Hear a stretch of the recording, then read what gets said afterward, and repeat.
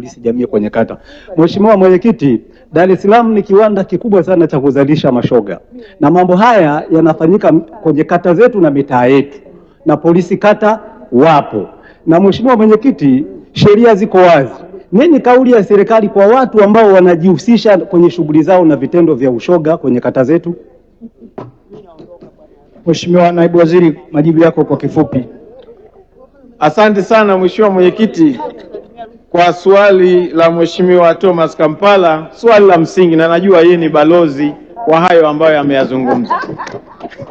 Na kwa sababu yeye ni balozi, ni lazima kila mahali ambapo anaenda lazima awakilishe ubalozi wake, ili wale waliomteua na wale anaowatumikia waone hicho anachokitumikia.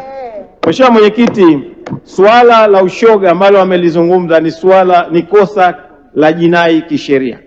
Na kwa sababu ni kosa, linahitaji utaratibu maalum, kwanza wa kulithibitisha, pili wa kulipeleleza, tatu kulipeleka mahakamani kwa mujibu wa sheria.